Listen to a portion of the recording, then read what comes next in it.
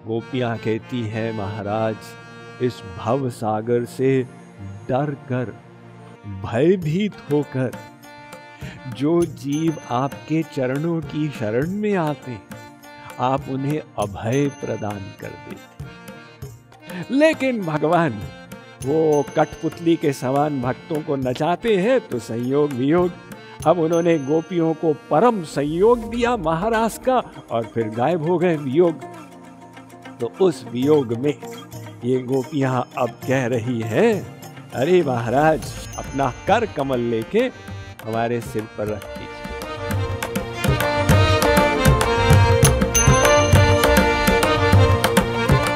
खलु गोपिका नंदनु भवान, अखिल देहि नाम अंतरात्म दृढ़।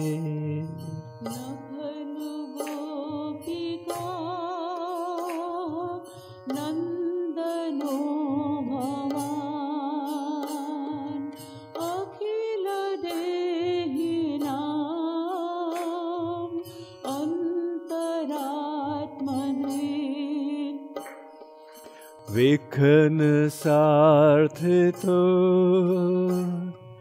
विश्वगुप्तये, सख देवान् सात्वतांकुले।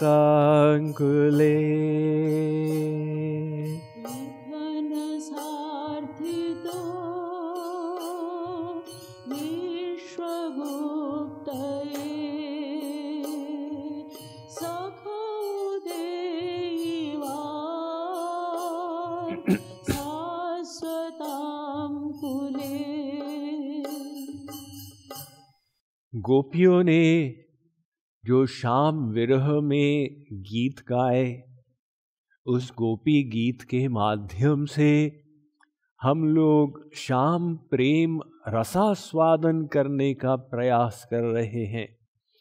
एवं ये जो भक्ति की आचार्य हैं, इनसे शाम प्रेम कला की शिक्षा भी और प्रेरणा ग्रहण करने का प्रयास कर रहे हैं। तो वो जो भक्ति की आचार्य हैं, वे 4 प्रकार से श्री कृष्ण का संबोधन कर रही हैं इस श्लोक में। न खलु गोपिका नंदनो भवान, अखिल देहि नाम अंतरात्म दृक्, विखन सार्थितो विश्वगुप्तये, सखो देवान् सात्वतांकुले। सबसे पहले कहते हैं गोपिका नंदन श्री कृष्ण। गोपिका यशोदा मैया है, तो यशोदा के नंदन ये श्री कृष्ण। तो सबको पता है श्री कृष्ण यशोदा नंदन है। वो एक ऐसी लीला का वर्णन आता है कि कृष्ण और बलराम के बीच में होड़ लग गई। कृष्ण ने कहा कि यशोदा मेरी मैया है, बलराम ने कहा मेरी मैया। कृष्ण ने कहा नंद मेरे बाबा हैं, बलराम ने कहा मेरे बाबा। तो जब स्पर्धा बढ़ गई, एक दूसरे को धक्का देने लग गए, मेरी मैया मेरे बाबा। नंद और यशोदा ने सोचा कि मामला क्या है, जरा जाकर देखें झगड़ा क्या हो रहा, और पाया कि उनके दोनों लाला झगड़ा कर रहे हैं। उनको लेकर उनका वात्सल्य प्रेम उमड़ गया। विचित्र बात है, जो अनंत कोटि ब्रह्मांडों के पिता हैं, वे नंद और यशोदा को अपना माता पिता देकर सम्मानित कर रहे हैं। तो नंद और यशोदा का हृदय वात्सल्य प्रेम से परिप्लुत हो रहा है। अब इतने में कृष्ण ने देखा, अरे यशोदा तो आ गई है। जाके यशोदा का हाथ पकड़ा, तू मेरी मैया है ना। तो बलराम जी दूसरी तरफ चले गए, नहीं तू मेरी मैया। श्री कृष्ण गए नंद के पास, तुम मेरे बाबा हो ना? बलराम जी दूसरी तरफ पहुंचे, मेरे बाबा। लास्ट में नंद और यशोदा विह्वल होकर बैठ गए नीचे। और जब बैठ गए तो अचानक बलराम जी को आइडिया आया। वे नंद की गोद में बैठ गए और कहा कि देखो मेरे बाबा सिद्ध हो गए। श्री कृष्ण ने कहा ये तो बहुत गड़बड़ हो गई। तो वे बलराम की ऊपर बैठ गए। नहीं नहीं नहीं, नंद मेरे बाबा हैं। आप श्री कृष्ण को प्रेरणा मिली, यशोदा की गोद में बैठ गए और कहा देखो यशोदा मेरी मैया है। तो बलराम भाग के आकर श्री कृष्ण की ऊपर बैठ गए। तो ऐसे पहले नंद की गोद में जाते हैं, फिर यशोदा की गोद में जाते हैं, दोनों का कचुम्बर निकल रहा है। नंद ने कहा रुको रुको रुको, हम उसके बाबा मैया बनेंगे जो आंखें बंद करके एक टांग पर खड़े होकर और बढ़िया गीत गाएगा। अब जब कंपटीशन हो गया तो कृष्ण बलराम दोनों आंख बंद कर लिए, एक टांग पर खड़े होकर। कुछ सप्ताह पहले कुछ कलाकार लोग पहुंचे थे उस सभा में, तो उनको सुना था कृष्ण बलराम ने शास्त्रीय संगीत अलापते हुए, उसी प्रकार से आ ऊ कर रहे। तो नंद ने यशोदा को इशारा किया चलो यहां से। ये दोनों की आंखें बंद हैं, खोलेंगे नहीं क्योंकि खोलने से हार जाएंगे। तो नंद यशोदा चले वहां से और नारद जी पहुंचे। नारद ने देखा कि भगवान की ये दशा, जिनकी माया पूरे विश्व को नचा देती है, उनको नंद ने नचा दिया है। तो नंद और यशोदा के बेटे वो कृष्ण गोपिका नंदन। किंतु गोपियां कहती हैं कि हे श्याम सुंदर, तुम जो ये जानते हो कि हम जानती हैं कि तुम यशोदा नंदन हो, तुम कुछ नहीं जानते। हम जानते हैं कि तुम मात्र यशोदा नंदन नहीं हो, अखिल देहि नाम अंतरात्म दृक्, जो समस्त जीव के हृदय में निवास करने वाले परमात्मा है, वो तुम हो। तो गोपियों को भली भांति पता है कि ये भगवान है, इसीलिए तो तुम कहकर पुकार रही है ना कि ये भाग तो गए हैं लेकिन फिर भी सुन रहे हैं, क्योंकि ये तो सर्वव्यापक है। वो गोपियों को ये ज्ञात है कि भगवान है। वैसे तो गोपियों में दो कक्षाएं थी। एक वो गोपियां जो जानती हैं कि श्री कृष्ण भगवान है और जानकर प्रेम कर लिया, और एक वो गोपियां हैं जो जानती नहीं कि ये कन्हैया भगवान है। इतना सुंदर है, इतना आकर्षण है इसमें कि मन खिंच गया और प्रेम हो गया। तो ये दूसरी प्रकार की गोपियों के लिए शुकदेव जी ने कहा था, क्वेमा स्त्रियो वनचरीर व्यभिचार दुष्टा कृष्णे क्वचैष परमात्मा निरूढ़ भाव। ये जानती नहीं थी जैसे एक लड़की काम भाव से एक लड़के के प्रति आकर्षित हो जाए, ये श्री कृष्ण के प्रति आकर्षित हो गई। किंतु जिस वस्तु से प्रेम किया वो शुद्ध वस्तु थी, इसलिए इनकी भी भगवत प्राप्ति हो गई। जैसे पारस को आप जानबूझ के लोहे से लगाएं तो सोना बना देगा, अनजाने में टकरा जाए तो भी सोना बना देगा, गुस्से में मारे तो भी सोना बना देगा। तो ऐसे ही भगवान में जिसने भी मन को लगाया, गोप्य कामात् भयात् कंसो द्वेषा चैद्यादयो नृपा, गोपियों ने काम भाव से लगाया, द्वेष भाव से कंस ने लगाया, वो भी सर्वत्र श्री कृष्ण को देखने लगा, और उसके साथ ही राजा लोगों ने भय से लगा दिया, हे श्री कृष्ण हमारी मृत्यु है। लेकिन मन लगा श्री कृष्ण में, उन सब की भगवत प्राप्ति हो गई। किंतु नारद जी वे अपने भक्ति दर्शन में कहते हैं कि ये दूसरी कक्षा की गोपियां ये प्रेम की आचार्या नहीं है। उन्होंने तो अपने सुख के लिए श्री कृष्ण से प्रेम किया।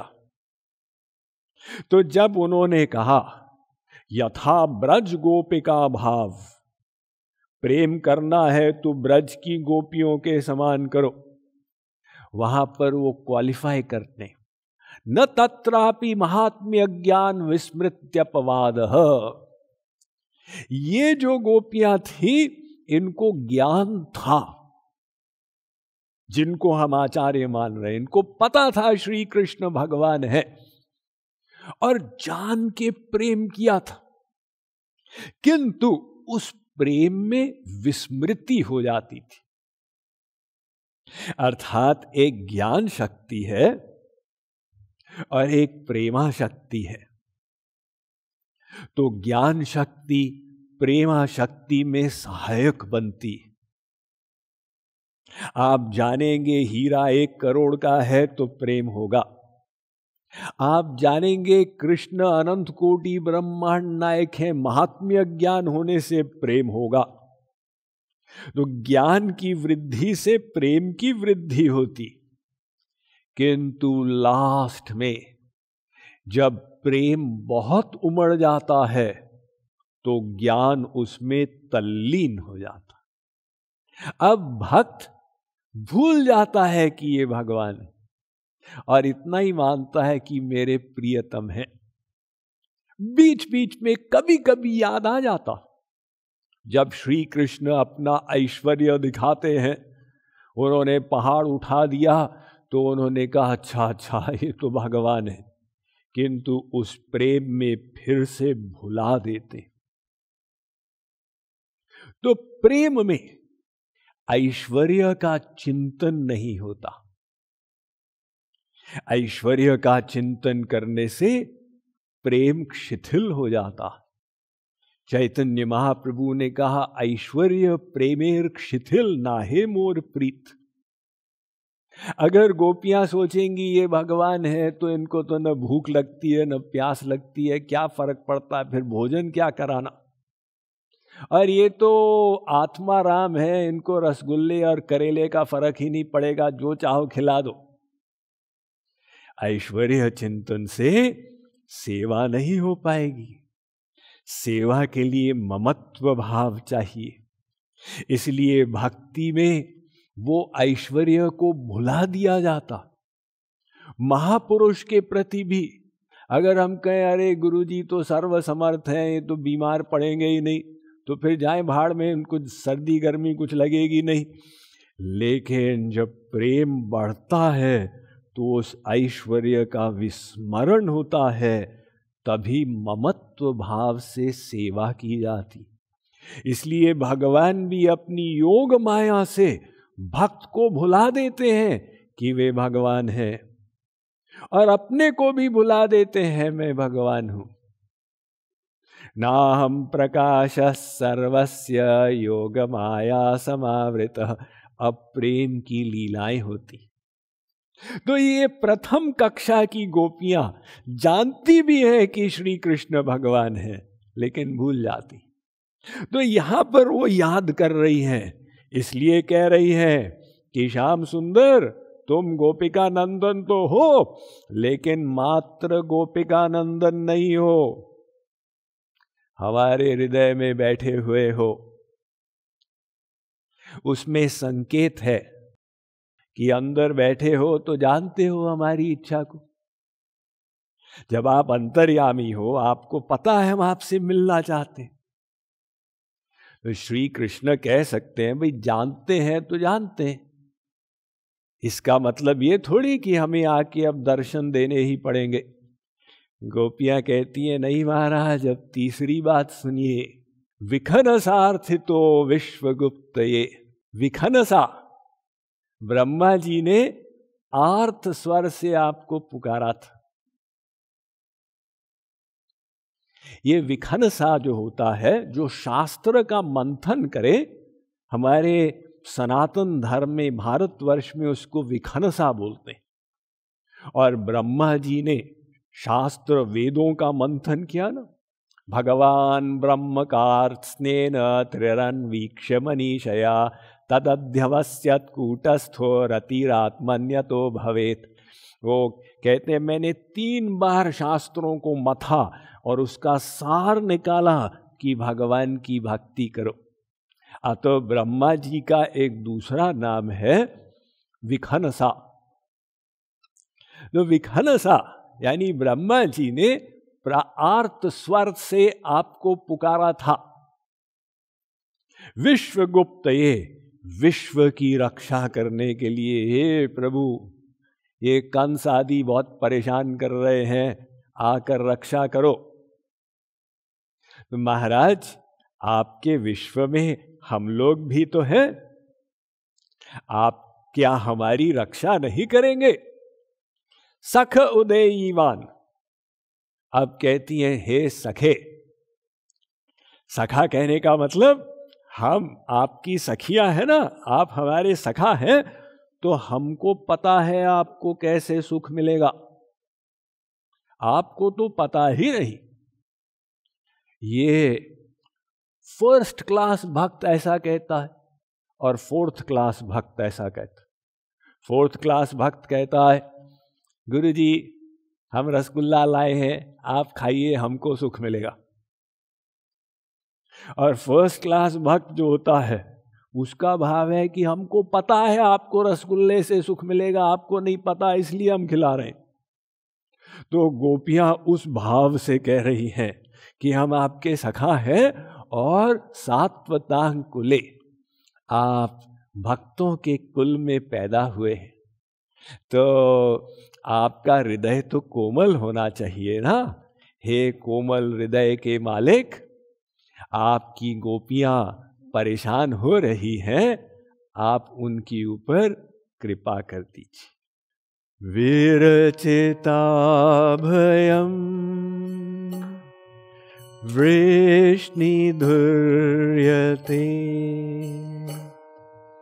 चरणमीयुषा संसृतेर्भयात्।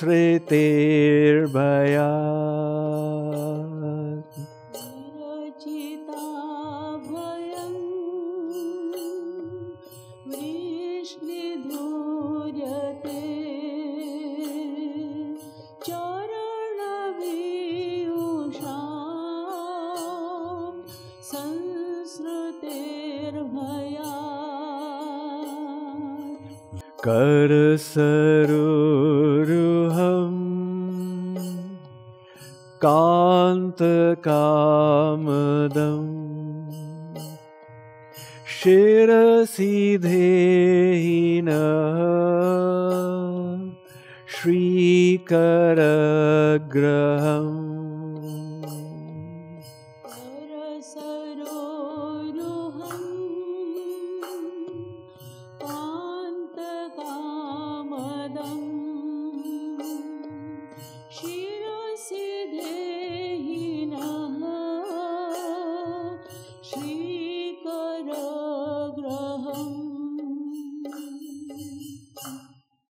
भव सागर से भयभीत होकर जो आपकी शरण में जाते।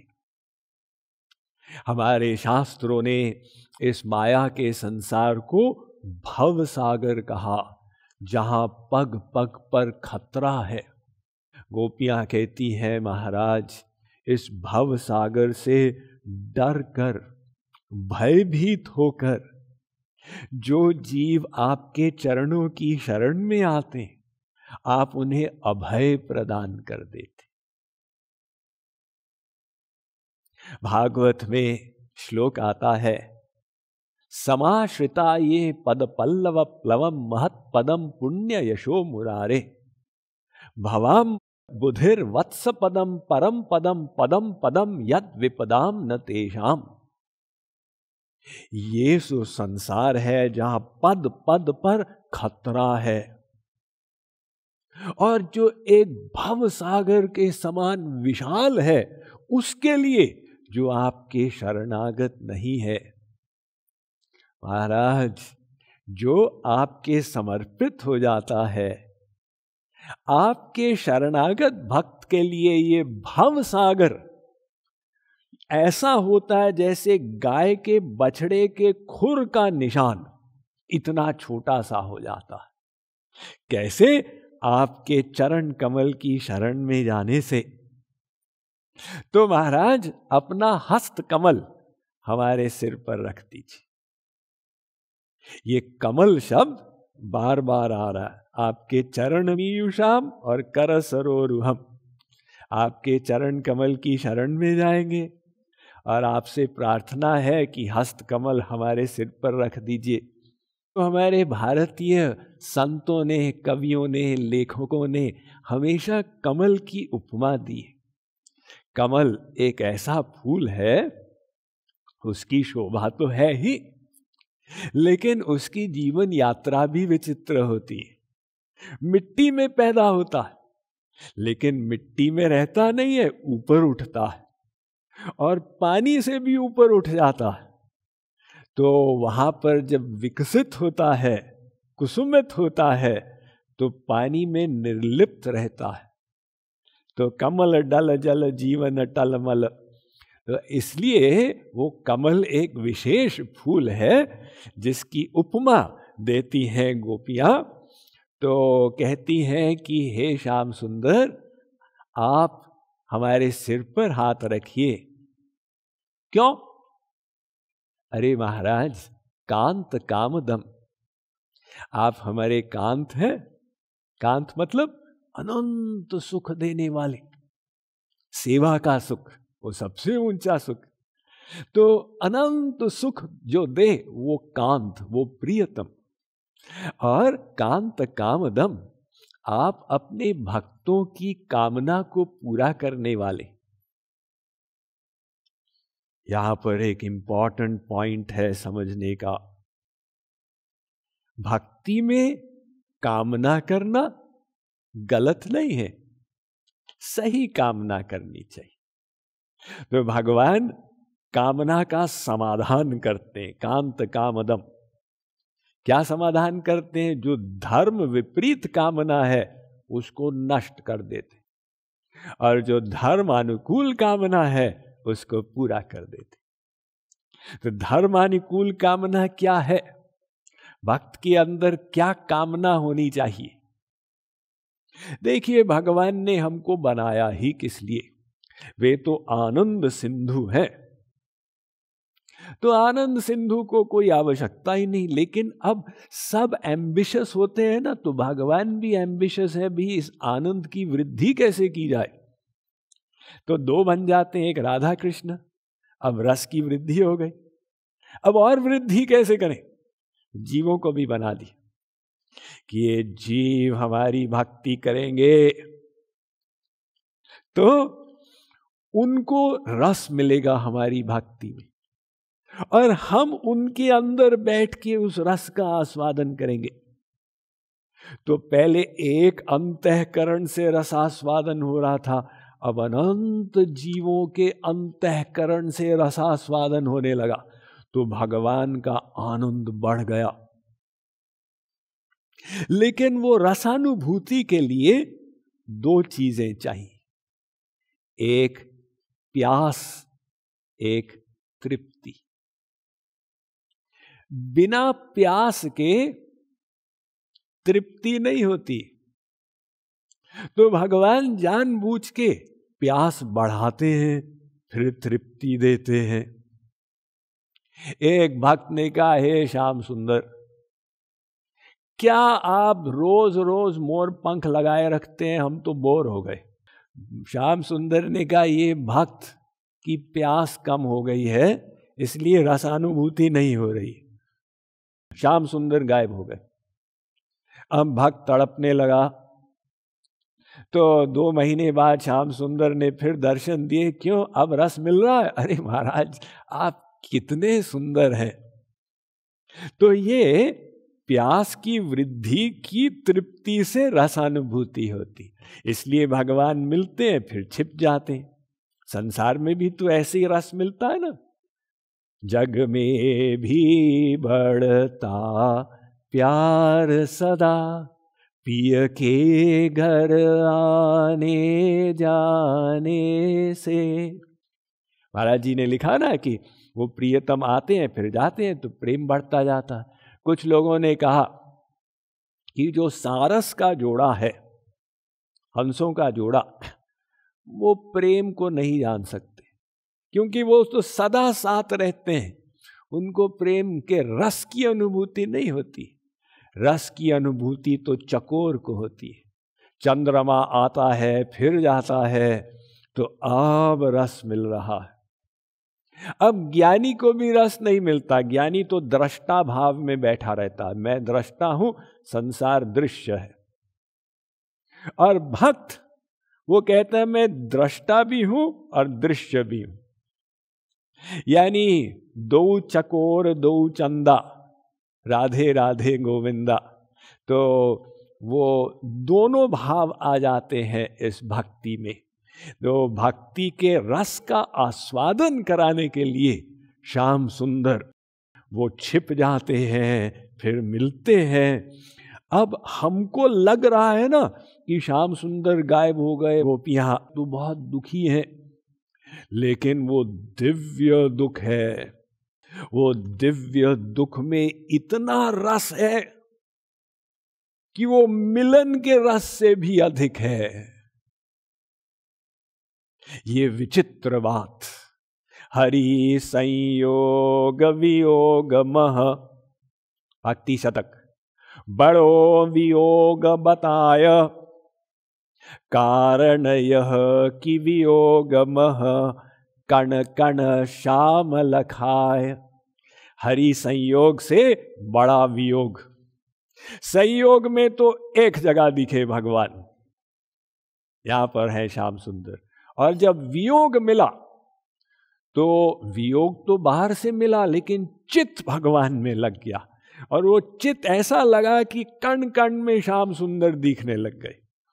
तो माइक व्यक्ति जब देखेगा वो कहेगा श्याम सुंदर गोपियों को दुखी कर रहे हैं, लेकिन जो प्रेम के रहस्य को जानता है उसको पता है कि गोपियों को जो वियोग का रस मिल रहा है वो संयोग के रस से भी बड़ा है।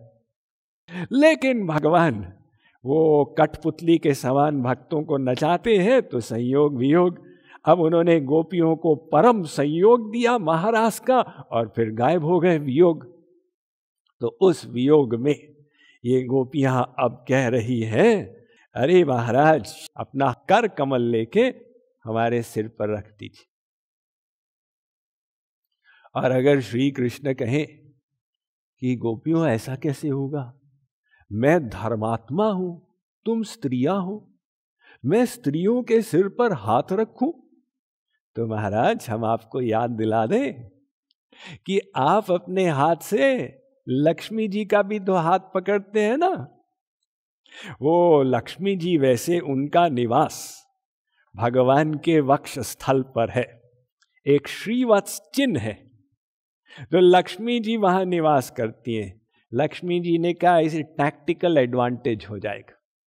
वैसे तो वो चरण दासी हैं, चरण दबाती हैं, लेकिन विष्णु जी के हृदय में और कोई न बैठ पाए तो हम वहां स्थान ग्रहण कर लें, इसलिए वो विष्णु जी के हृदय पर ये लक्ष्मी जी का निवास है।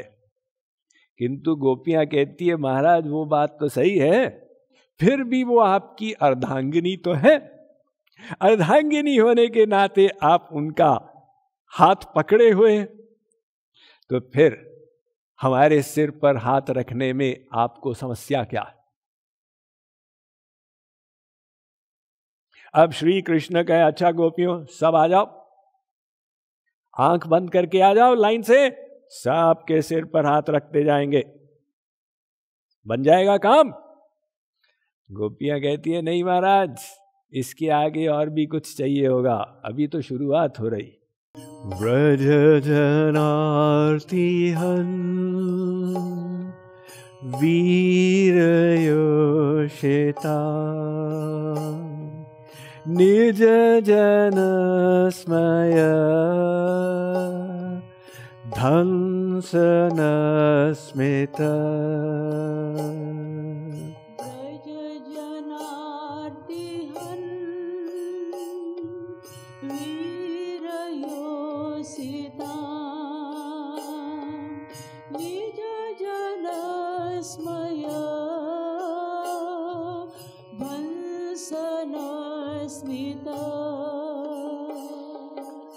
भज सखे भव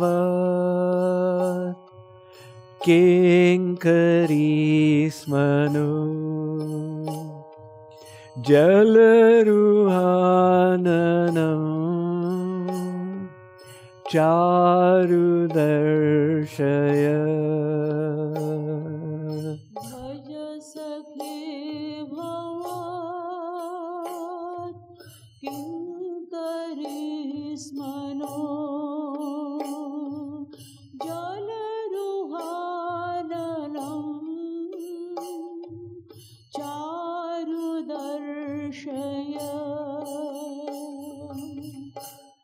तो गोपियों ने पहले ये कहा था विश्वगुप्त, ये आप विश्व की रक्षा करने के लिए आए हैं, अब लोकलाइज्ड हो रही है।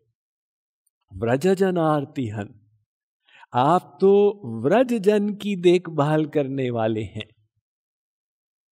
ब्रह्मा जी ने भी जब भगवान को पुकारा था अवतार लेने के लिए, तो पहले कहा था हे जगन्नाथ।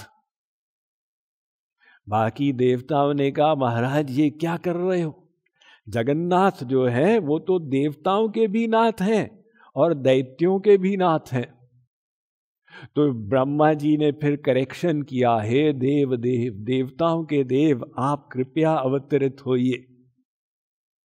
तो ऐसे ही ये गोपियां जो है कहती हैं आप व्रज जन के दुख को मिटाने वाले हैं। ये ब्रज शब्द, इसका अर्थ है ब्रह्म रज, ब्रज। जहां ब्रह्म की पदरज मिले वो ब्रज। भगवान चले थे ना नंगे पैर, तो ब्रह्म की रज। और ब्रज का एक अन्य अर्थ भी होता है, ब्रज जन मतलब जो भगवान की तरफ चले, वो व्रज जन। तो भगवान का नियम है, ये यथा माम प्रपद्यन्ते तांस तथैव भजाम्यहम्। तुम मेरी तरफ चलो, मैं तुम्हारी तरफ चलूंगा। तुम 1 कदम लो, मैं 60 कदम लूंगा। जो तू धावे 1 पग, तो मैं धाऊं 60। भक्त कहता है महाराज हमने 1 कदम लिया, भगवान ने कहा हम मिल गए। अरे ऐसे कैसे मिल गए इतनी आसानी से? भगवान ने कहा भाई हमारा कदम बहुत बड़ा होता है, तुम्हारा कदम छोटा है, तुमने 1 कदम लिया, हमारा इतना बड़ा कदम, हमने बड़ा कदम ले लिया। दूसरा भक्त कहता है महाराज मैंने कदम लिया, मुझे तो आप मिले नहीं। भगवान ने कहा फिर तुमने कदम लिया ही नहीं, असली कदम लेना होगा। ये प्रेम जो होता है इसमें बनियापन काम नहीं देगा। प्रेम प्याला जो पिए शीश दक्षिणा दे, जिन खोजा तिन पाइया गहरे पानी पैठ, मैं बौरी डूबन डरी रही किनारे बैठ। ये बड़ा सुंदर दोहा है। कह रहे हैं भक्त कि जिसने भगवान को पाया उसने पाया जिसने गहरे पानी में खोजा, और मैं तो डर के मारे किनारे बैठी रही, इसलिए मुझे मिले ही नहीं। किंतु गोपियां तो ब्रज जन है, भगवान की ओर चलने वाली हैं। तो वो गोपियां कहती हैं कि श्याम सुंदर आप हमारे सखा हो। ये सखा शब्द के अलग अलग अर्थ निकलते हैं। एक अर्थ ये निकलता है समान ख्याति। जो समान ख्याति वाला हो वो सखा, जैसे राम लक्ष्मण समान ख्याति, राम लक्ष्मण कृष्ण बलराम। तो समान ख्याति होने के कारण उनको लोग सखा कह देंगे। दूसरा एक अर्थ निकलता है साथ खाना, जिसके साथ भोजन करें वो सखा हो गया। और तीसरा अर्थ निकलता है साथ जिएंगे, जो साथ जिएंगे वो सखा। तो हे सखे, हम आपकी किंकरी हैं, आपकी दासी। अब ये किंकरी शब्द के भी अलग अलग अर्थ निकल जाते हैं। एक किंकरी मतलब मैं क्या करूं, किंग करोमी, जो हमेशा क्या सेवा है बताइए, वो किंकरी। किसी ने उसका अलग अर्थ निकाला किंग न करोमी, जो कुछ भी करे, किसी चीज के लिए मना न करे। प्रियतम ने कहा कि पाखाना खा लो, आपको सुख मिलेगा, खा लेंगे। और तीसरे ने अर्थ किया जो छोटा छोटा कार्य करने के लिए भी तैयार हो जाए, वो किंकरी। तो महाराज हम आपकी किंकरी हैं। इसीलिए वीर योषितम, हे वीर हीरो, हे हीरो हमारा सेवन कीजिए। अरे तुम कोई रसगुल्ला हो कि तुम्हारा सेवन करें? अरे महाराज हम आपकी किंकरी है ना, हमने इतना अभ्यास किया है आपके सुख के लिए, अपनी तैयारी करने के लिए। एक गोपी ने कहा श्याम सुंदर को संगीत अच्छा लगता है, उसने शास्त्रीय संगीत का अभ्यास किया। एक गोपी ने कहा उनको नृत्य अच्छा लगता है, उसने सब आरंगेत्रम इत्यादि की तैयारी कर ली है। एक गोपी ने पाक शास्त्र, खाना बनाने की कला सीखी। तो ये गोपियों ने अभ्यास किया है, अपने को तैयार किया है कि श्याम सुंदर को हम सुख दे पाए। तो इसलिए कहती हैं कि हे श्याम सुंदर, हम अब प्रस्तुत हैं, आप हमारा सेवन कीजिए। और आप तो हमको छोड़कर चले गए हैं, तो जलरुहाननम चारु दर्शय, आप अब आकर हमको दर्शन दे दीजिए।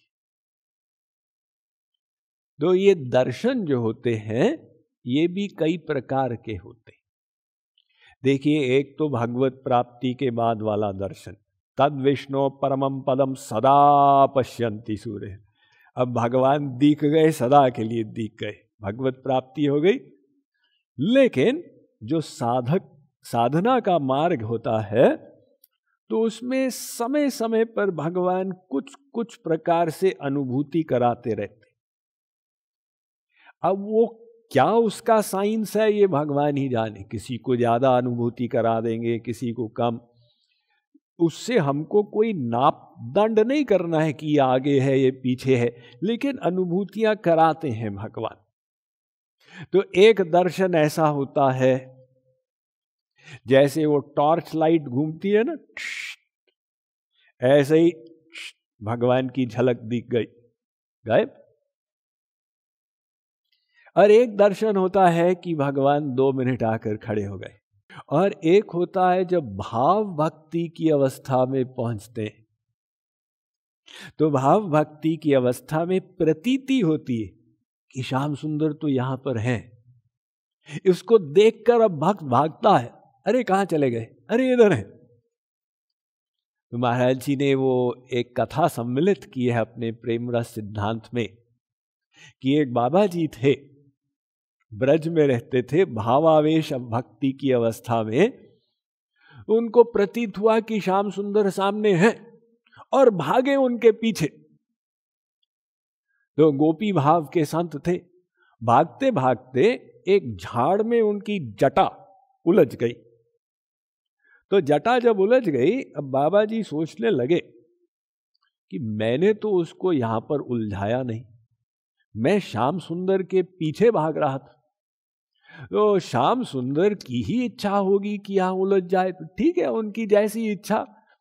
उन्होंने उसको सुलझाने का प्रयत्न ही नहीं किया। 7 दिन बीत गए, बाबा जी वहां पर खड़े हैं, उनकी जटा उलझी हुई है। तो श्री कृष्ण का हृदय द्रवित हो गया। ये भगवान का वीकनेस है क्या? उनका हृदय बहुत कोमल है। तो इसीलिए भगवान ने देखा भाई ये मेरा भक्त यहां 7 दिन से परेशान हो रहा, क्या किया जाए। वे आ गए वहां पर। अरे बाबा जी आप कैसे हैं? मैं देख रहा हूं 7 दिन से आपकी जटा उलझी हुई है। और श्री कृष्ण अपना भेष बदल के पहुंचे वहां पर, तो कहने लगे आपकी जटा उलझी हुई है, आप कैसे हैं? आप उसको सुलझाते ही नहीं है। तो बाबा जी ने कहा तुम कौन हो? अरे स्त्री पति के बीच में पड़ने वाले, न मुल्ला न कोई, तुमको क्या मतलब है? तो श्री कृष्ण असली भेष में आ गए। हम ही तो हैं तुम्हारे प्रियतम। बाबा जी ने कहा चलो श्री कृष्ण के दर्शन तो हो गए, लेकिन अब लगे हाथ राधिका जी के भी दर्शन कर लें। तो बाबा जी ने कहा हमको कैसे पता कि तुम श्याम सुंदर हो? यदि वृषभानु नंदिनी राधिका जी आकर कहेंगी कि तुम श्याम सुंदर हो, तभी हम मानेंगे। अब श्री कृष्ण ने कहा भी क्या करें, राधा जी को बुलाया। युगल सरकार सामने खड़े हुए, तब बाबा जी की जटा को सुलझाने की समस्या हल हुई। तो ये एक दर्शन का स्वरूप, जहां बाबा जी भावावेश भक्ति में थे तो उनको लगता था सामने श्री कृष्ण दिख रहे। ये अलग अलग प्रकार के दर्शन, और एक भगवत प्राप्ति के बाद होंगे वास्तविक, और वो होते ही माया निवृत्ति हो जाएगी। भिद्यते हृदय ग्रंथि छिद्यन्ते सर्व संशया क्षीयन्ते चास्य कर्माणि तस्मिन् दृष्टे परावरे। तो गोपियां कहती हैं कि महाराज हमको ऐसा वैसा टॉर्च लाइट के समान दर्शन नहीं चाहिए, चारु दर्शय, हमको बढ़िया से दर्शन दो, तब काम बनेगा। तो श्री कृष्ण कहे अच्छा अब दर्शन भी दे दें। पहले कह रहे थे कि सिर पर हाथ रखो, अब कहते हो दर्शन दे दो। तो अगर हम दर्शन दे देंगे तो काम बनेगा? गोपियां कहती है नहीं महाराज, तब तो शुरुआत होगी। ये भक्ति में ऐसा लोभ है वो बढ़ता ही जाता है। सीताराम चरण रति मोरे अनुदिन बढ़ही अनुग्रह तोरे। अच्छा लोभ हो उसको बढ़ाते जाओ, खराब लोभ हो उसका दमन कर दो। गोपियों का दिव्य लोभ है, इसलिए अब वे दर्शन की कामना कर रही हैं, लेकिन दर्शन के आगे क्या मांगेगी ये आगे के श्लोकों में हम लोग देखेंगे। Mind management, life transformation, power of thoughts आदि प्रेरणादायक एवं आध्यात्मिक वीडियोस के लिए सब्सक्राइब करें स्वामी मुकुंदानंद हिंदी यूट्यूब चैनल को और बेल आइकन को अवश्य दबाएं ताकि आपको ये वीडियोस मिले सबसे पहले।